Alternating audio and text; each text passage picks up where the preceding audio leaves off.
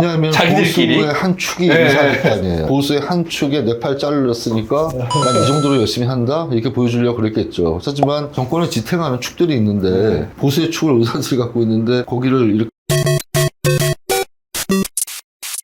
네, 여러분들 지금 강청희 위원장님과 함께 하고 있습니다. 근데 말씀을 너무 잘하셔가지고 이야기가 자체가 재밌네. 원래 좀 재밌다는 얘기 좀 들으세요? 재밌게 합니다.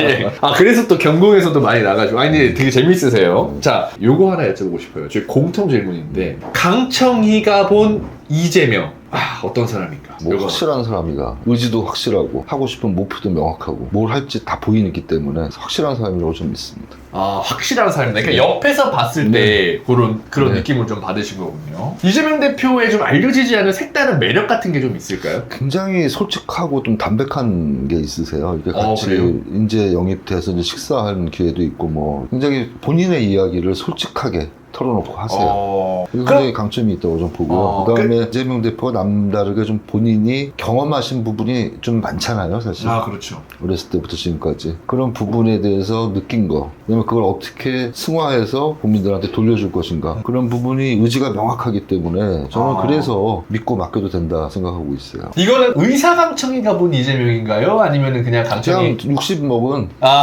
그냥 자연인 인간 강청희로서. 예. 겁니다. 그럼 만약에 의사로서 네네. 아까 여러 정책에도 관심 있으셨다고 저 의사로서 하셨잖아요. 보면 말리고 싶죠. 저렇게 다친 지 지금 얼마 되지도 않았잖아요.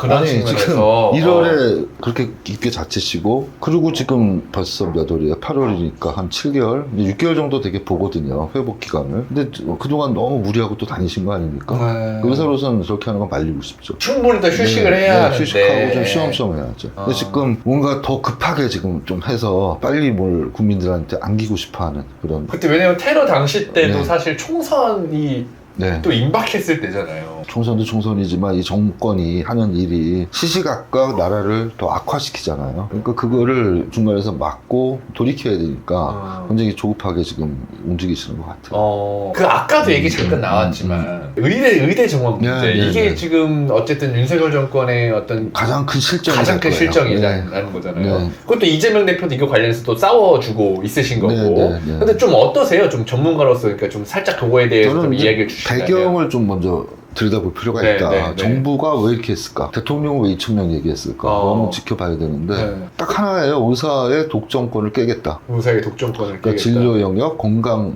영역에 대한 독점을 깨겠다는 거. 그거는 일정 부분 동의할 분들도 많을 그냥 뭐 겁니다. 저는 이게 그냥 제 개인 청년 입장에서 네, 저는 네. 뭐 이제 잘 모르고 전문가가 아니니까 입장에서 보면 윤석열 정부가 지금 3년 차인데 성과가 아무것도 없었잖아요. 네. 단 일도. 노동을 슬쩍 건드리려고 했다가 국민적으로 역풍을 맞았었죠. 네. 그러다가 교육하려고 했다가 네. 또 교육도 완전히 뭐 시작하기도 전에 뭐 수능 뭐 어쩌고 저쩌고 해가지고 역풍 맞았죠. 네. 그리고 특히 국민연금은 아예 개혁 손조차 저런 능력으로는 사실 손조차 못 대는 거고. 네. 그래서 저는 그나마 만만한 의대 정원을 좀 치려고 한 게 아닌가. 저는 약간 그런 생각이었었거든요. 그렇게 보실 수 있을 것 같네요. 그래요? 특히 이게 다 연결돼 있어요. 의학이 결국 교육 개혁을 하다가 실패한 거에 의학 교육 쪽으로 물꼬를 튼 거 가능성도 있고요.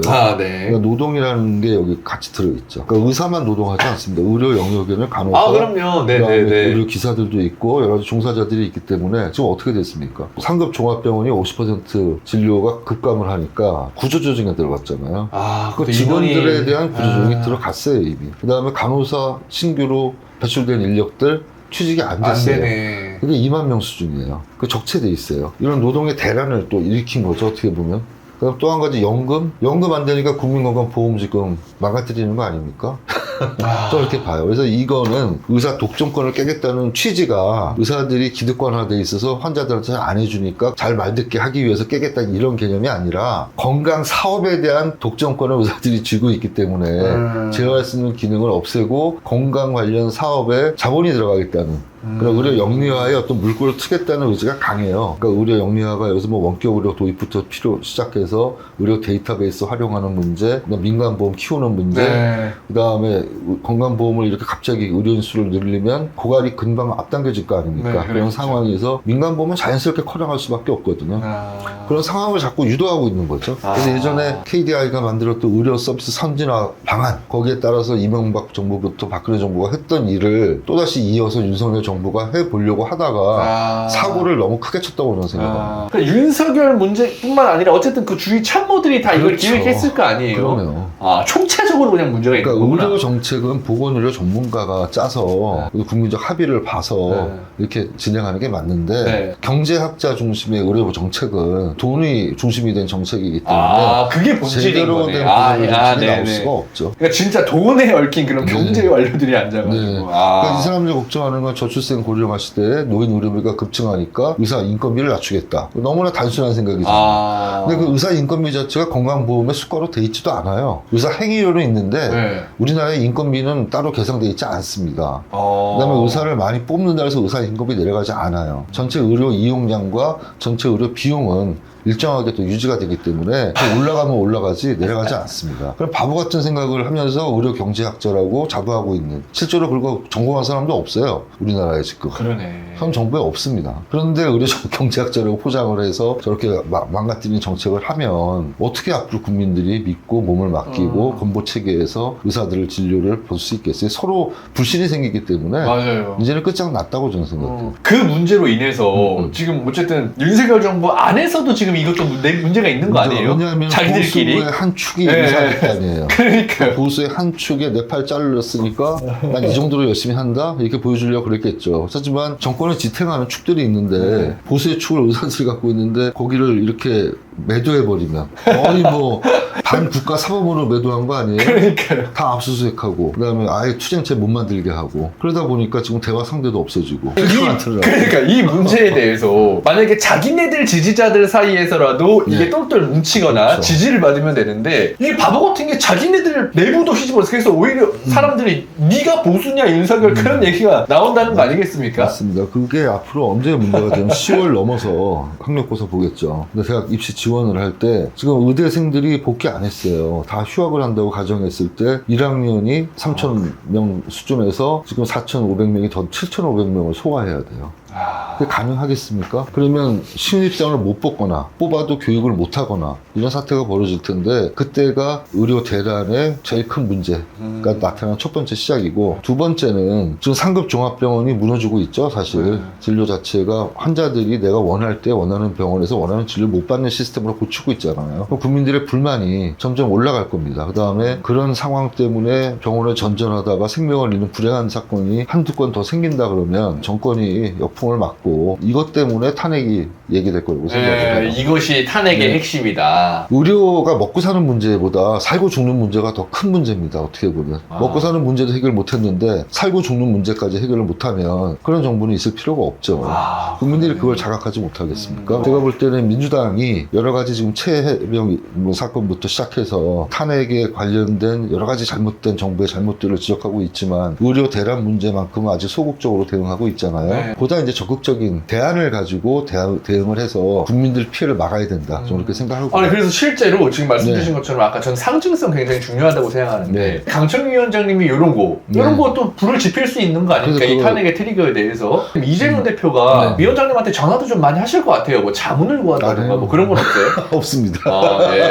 문자로 제가 보고를 좀 드리고요. 보고는 드리고 참고를 하시는 것 같고요. 의료 문제에 대해서는 지난번에 총선 전부터 상당히 문제의식 가지고 당에서 좀 해결책을 만들려고 했었는데 그때 당시에 보건복지가 기존에 구성된 분들이 별로 관심 없이 지나간 부분이 있고요. 민주당도 좀 공공의대 지역의사제에 빠져 있어서 의사를 많이 늘려놓고 그런 걸 하자 좀 이런 생각 갖고 있는데 이미 많이 늘려놓은 의사들이 그쪽으로 흡수되지가 않아요. 처음부터 설계를 그렇게 하고 밀려야죠. 그렇기 때문에 지금 이 시점에서 맞는 대안을 민주당 내에서 만들고 그 대안을 만드는 역할이 제가 큰 역할을 해야지 되지 않나. 맞습니다. 그래서 열심히 좀 구상하고 있습니다. 사실은 뭐 이런 말씀 드려서 뭐 하기는 하겠습니다만 이번에 의원이 되셨으면 더 큰 이거 벌써 끝났습니다. 지난번 청문회 때 다 끝냅니다. 맞습니다.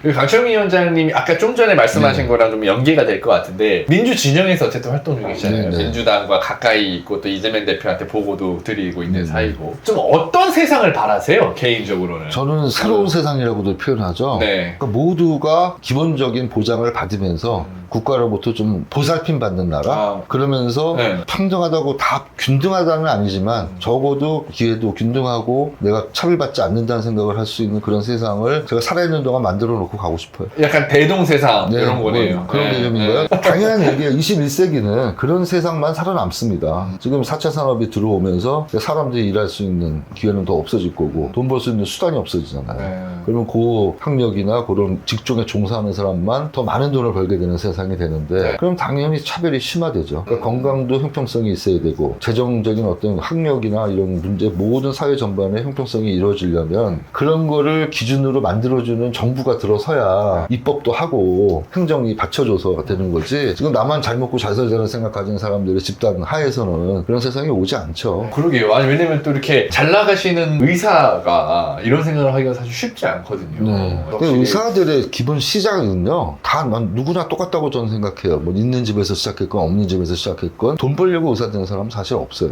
내가 환자한테 먼저 베푸는 사람이 되자는 초심으로 의과대학 들어가고 시작을 하는데 나와서 생활을 해보면 생활이 안 되거나 더 잘 살고 싶거나 욕심이 생기거나 비교가 되는 그래서 그런 바뀌- 상황에서 네. 바뀌겠죠, 자꾸. 네. 그러니까 그런 상황 자체를 보다 합리적으로 선택할 수 있게 네. 사회가 구성을 해줘야 되는데 네. 그러려면 전체적인 사회 문화적인 환경을 국가가 만들어줘야 된다고 저는 생각해요. 그러니까 누구나 차별받지 않으면 적어도 내가 쟤보다 잘 살아야 돼 이런 생각에 대한 의지가 지금보다 약화되겠죠. 난 이 정도만 해도 함께 어울리면서 잘 살 수 있어 이런 생각을 가지는 사회를 만들어주는 게 진짜 네. 복지국가 아닙니까? 그래서 유럽 사람들 저 북유럽 가보면 옷 입은 거 보면 다 노스페이스 같은 수준의 옷들이에요. 굉장히 행복하고 건강하잖아요. 맞아요. 운동하고 맨날 뭐 자전거 타고 다니고 네. 그 이유가 건강에 대한 관심이 높아지는 거죠. 네. 우리나라는 바쁘잖아요. 그 이후로 건강에 소홀하고 다 이제 아플 때쯤 돼서 건강검진 받고 맞아요. 거기서 암 나오면 마지막에 의료비 많이 쓰고 돌아가시고 그 전까지는 병원 전혀 이용 안 하고 그런 게 대부분인데 저도 역시 그렇게 살고 있었고요. 지금도 그렇고. 근데 그렇게 하다 보니까 행복이 무엇인가에 대한 다 회의가 생기죠. 근데 네. 위원장님이 되게 약간 철학도 있으시고 본인만의 좀 그런 게 네, 있죠. 고민도 굉장히 많이 하시는 티가 딱 네. 나거든요. 사실 정치를 이런 분이 전 해야 된다고 그래서 보는데. 의사라는 게 결국은 국민의 건강을 책임지는 제일 중요한 사람들이기 때문에 어느 정도 사회적으로 대접받는다는 표현보다는 네. 존경받을 필요는 있다. 그런 좋은 이 말씀이시죠. 존경을 서로 해줘야 더 열심히 할 거 아니에요. 더 사명을 갖고 하고 그래 흉부외과 지원하죠. 그러네요. 그 대접과 존경이 또 네, 그런 달라요. 미세한 차이가 있네요. 그래서 네. 흉부외과가 12명 지금 전공의들이 남아있다는 거는 굉장히 큰 위기이고 우리나라 의료가 망했다는 얘기예요. 그러니까 이번 사건으로 인해서 한 40명 정도 되던 친구들이 다 빠져나가 버렸잖아요. 비전이 없으니까. 이렇게 의사수 늘려서 정부가 마음대로 하는 정권 하에서는 흉부외과 의사 해봤자 소용없다는 생각으로 튀어나간 거 아닙니까? 근데 앞으로 이걸 어떻게 회복할 것인가 그게 저는 굉장히 숙제라고 보고요. 그런 대안을 만드는데 좀 주력할 거예요. 네, 위원장님 역할 좀 많이 해주시길 네, 네. 부탁드립니다. 예. 자, 말씀 이어가기 전에 여러분들 광고 하나 하고 이어서 진행하도록 하겠습니다. 자, 여러분들 정치오락실의 트레이드 마크 바로 이 아임굿 광고 시간이 왔습니다. 짜잔. 이거는 사실 워낙 정치오락실에서 오래 광고를 했고 이거 솔직히 좋은 거 다 알아요. 모르시는 분 없습니다. 그래서 간단하게 제가 겪고 있는 어떤 생활 후기 이런 것들 위주로 설명을 드릴게요. 위원장님 하나 따서 드셔보세요. 네. 예, 한번 흔들어서. 네. 이게 여러분들 뭐냐면 온과족 과채 음료 바로 아임굿입니다. 활력이 굉장히 좋아요. 피로회복제로 드시면 되고 음주 전후에는 또 이게 숙취에 기가 막힙니다. 평소에 술 먹을 때 왜 있잖아요. 예. 술 먹을 때 있으면은 한 포 술 먹기 전에 먹고 술을 왕창 먹고 들어와서 집에서 자기 전에 한 포를 더 먹고 자면 그 다음날 아침에 정말 개운해집니다. 숙취해서 그냥 편의점에서 막 비싸게 주고 사 먹을 필요 없어요. 아임굿을 집에다 놓고 먹게 되면 정말 효과가 좋습니다. 이게 여러분들 단순히 그냥 음료가 아니라 미나리 추출물, 패션 후르츠, 사양 벌꿀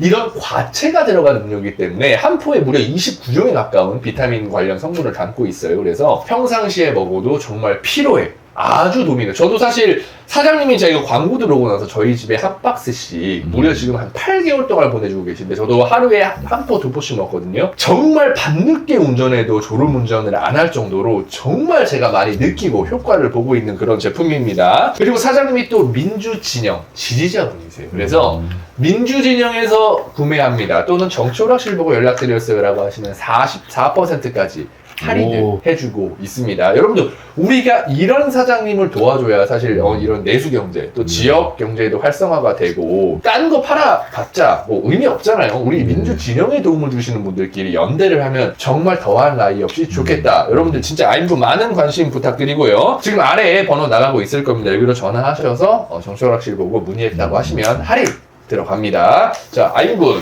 네. 어때요? 위원장님? 맛있네요. 맛도 맛있죠? 꿀맛이 강해서 네. 뭐 술에 좋다는 건 다 들어있는 것 같아요. 맞아요. 의사분이 증명한, 의사분이 지금 좋다고 하시죠, 여러분들. 많은 구매 네. 부탁드립니다. 자, 오늘 강청희 위원장님 나오신다 그래서 네네. 제가 우리 지지자들한테 아, 예. 사전 질문을 좀 하는 게 있어요. 네, 네. 이거는 여러분들 저희가 사전에 미리 안 드렸습니다. 즉흥적으로 나와야 되기 때문에. 자, 시청자 질문답 지금부터 들어가 보도록 하겠습니다. 주님이 주신 질문입니다. 네.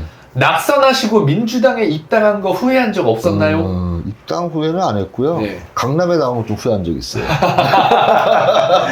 아니 세상에 강남이 5만 2천 평가를 받고 떨어졌어. 이게 말이 돼요? 5만 663표입니다. 아 5만 663표. 예. 숫자를 외우고 다닙니다. 제가. 아 그렇겠죠. 아니 5만 표가. 그래서 저를 지지하는 42%의 주민이 있다는 게 얼마나 다행입니까? 아 그러게요. 예. 아무튼 민주당에 입당을 후회한 적은 없으나 네, 강남을 내가 왜 나간다고 했을까? 요건 좀 후회한 적이 있다. 강남 쪽 말고 좀 딴 데 가서 좀 당선돼서 좀 들어가서 큰 소리 좀 쳤으면 좋겠다 이런 생각할 때 있죠. 근데 이재명 대표가 너무 좋아했다면서요. 강남 나간다고. 네, 너무 좋아하시더라고요. 자, 두 번째.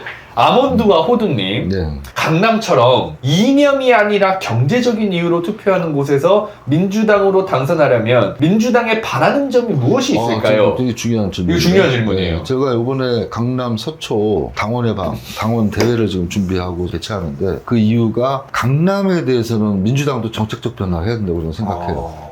왜냐하면 강남 당원도 있고 강남 시민을 당에 지지 세력화하려면 민주당 정책도 강남에 어느 정도 맞춤형 정책을 내놔야 된다. 특히 세금 정책, 복지 정책, 부동산 정책 이런 부분들에 있어서 강남을 적재시하고 너무 그 무슨 부자 감세라는 표현으로 부자들에 대한 증세를 요구하면 강남 부자 없어요 별로. 아주 극소수의 부유층과 중산층이 대부분입니다. 아 그래요? 근데 중산층한테도 부담을 주는 부자라는 이름의 증세 정책은 다 거부감을 갖고 있죠. 지난 문재인 정부 때 그 종부세 급격하게 올렸던 게 가장 큰 지금 민주당에 대한 악감정을 생기게 한 큰 요인이라고 보고요. 그런 것들이 좀 개선될 부분은 개선돼야 된다고 봐요. 1가구 1주택에 대해서는 좀 과감히 좀 정책적 변화가 있어야죠. 앞으로 21세기에 맞는 민주당의 정책 변화도 필요하다. 대신에 세금은 반드시 필요하기 때문에 그게 징벌적인 과세가 아니라 전 국민이 나눠서 낼 수 있는 좋은 세제가 있으면 그런 건 적용을 해야죠.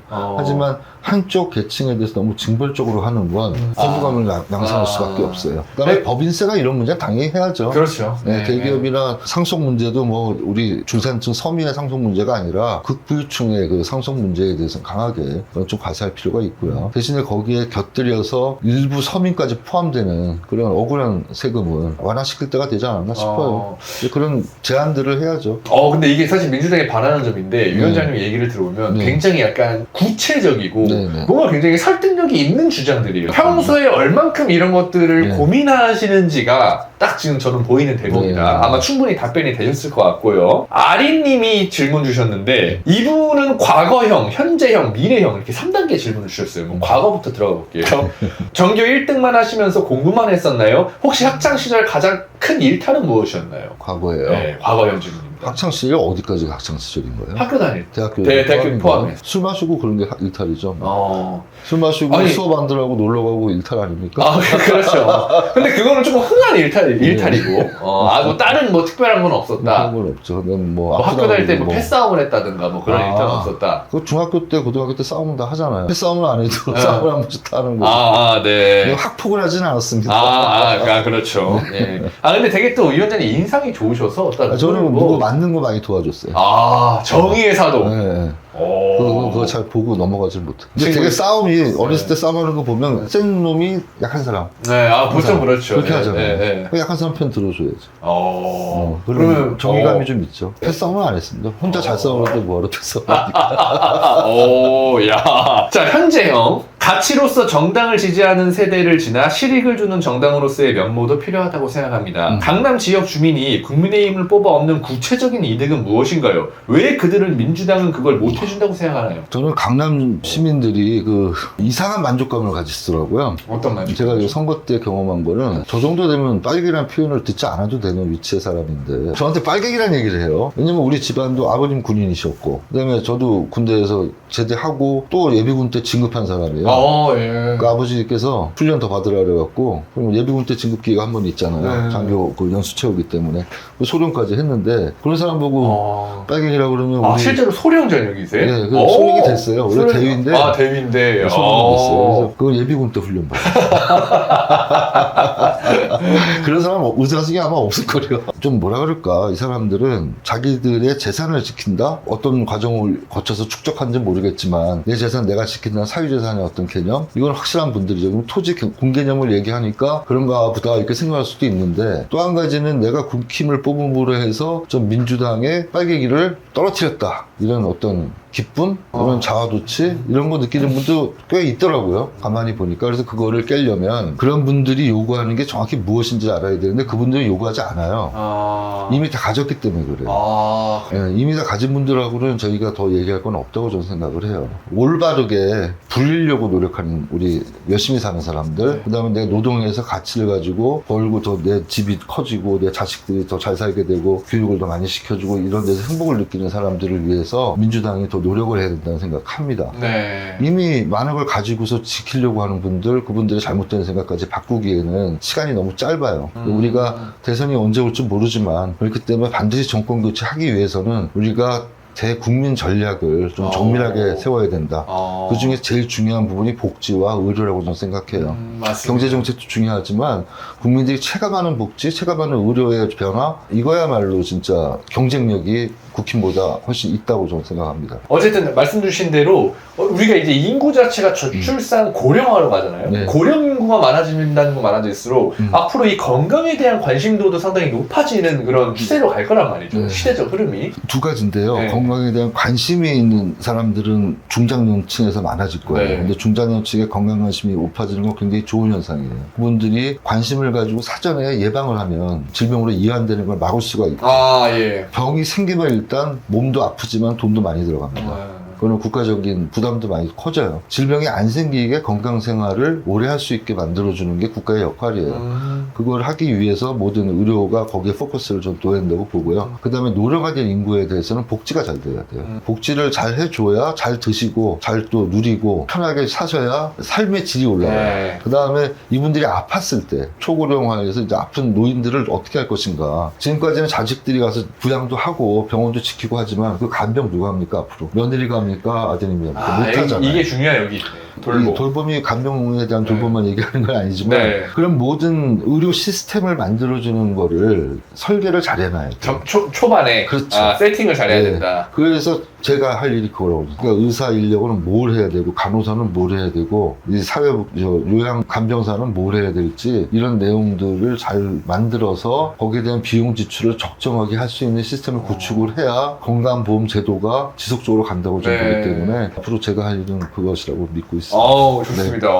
이분 질문에 대해서 네. 충분히 답변이 되셨을 것 같고 이분이 미래형 질문을 또 하나 네. 주셨어요. 마지막으로 드릴게요. 네. 아린님이 주신 질문인데 네. 원외 정치는 후원금 없이 자비로 활동한다고 네. 하는데 어려움은 없으신지요? 어려움이 크죠. 네. 그리고 또 네. 종편 같은 채널의 출연 계획이나 지방선거에서의 어떤 출마 계획은 없으신지 이렇게 답변을 주셨습니다. 뭐 종편을 안 불러줘서 못 나갔고요. 지방선거에 아직 생각은 없습니다. 근데 예. 우리 강남 지역 가불병이 있는데 좀 구청장 꼭 해야 된다고 생각해요. 강남에서 네, 구청장을 탈환을 해야 어. 다음 총선 때 제가 덕을 본다.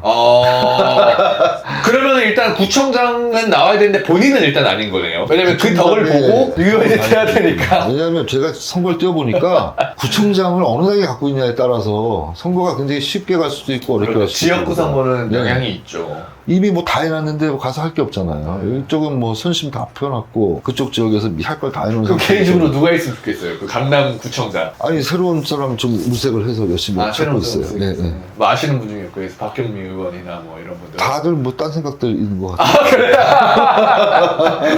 아, 다들 딴 생각들이고. 아, 우리 후보님을 위해서 누가 한 명 구청장 당선되시면 좋은데 말이야. 네, 좋습니다. 자, 말씀 이어가기 전에 여러분들 광고 하나 하고 이어서 진행하도록 하겠습니다. 자, 여러분들 이번에 소개해드릴 제품 바로 엔젤스 애플 사과즙입니다. 민주진흥에서 정말 유명한 제품인데, 자, 첫 번째, 다른 걸 일절 첨가하지 않은 100% 사과다. 100% 그냥 사과만 짜서 NFC 공법으로 영양소랑 맛을 그대로 살려서 요 한 포에 다 담았다. 두 번째, 이 제품이 뭔가 해서 구매하러 들어가 보면 리뷰가 평점 5.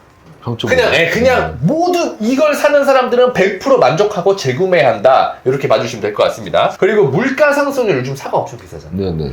이 사장님은 1년 동안 사과즙 가격을 올리지 않았어요. 그래서 여러분들 보시면은 이 한 박스가 50포 들어가는 50포가 들어있는데 이게 29,000원이에요. 네. 자, 한 포에 그럼 여러분들 얼마다? 580원 거리다. 네, 여기 따라서 한번 드셔보세요. 네. 이 사장님이 여러분들 이거 여러 행사에 진짜 후원도 많이 해주시고 장사가 아니라 정말 이 물건, 좋은 물건을 공유하시는 분이기 때문에 여러분들이 많이 구매를 해주셔야 진영 차원에서도 발전이 됩니다. 인터넷 주문이 어려우신 분들은 문자 주문도 가능한데요. 아래 나가시는 010-7775-8243 이쪽으로 전화를 주시면은 문자 주문도 가능하고요. 그리고 유튜브 영상 더보기란 밑에 하단 고정 댓글에도 있습니다. 여기 들어가셔서 링크를 타고 들어가서 주문할 수도 있으니까 여러분들 정말 많은 구매 부탁드리고, 이게 진짜 맛있어요. 네. 그리고 여기 올드팜 농장에서 또 사과즙뿐만 아니라 사과 또 여러 가지 과일도 판매하고 있는데 또 새롭게 햇사과를 판매하신대요, 사장님이. 그래서 여기 들어가셔서 뭐 문자를 보내셔도 좋고 2, 3주 동안은 또 햇사과도 판매를 한다고 하니까 사과 구매도 너무 좋습니다, 여러분들.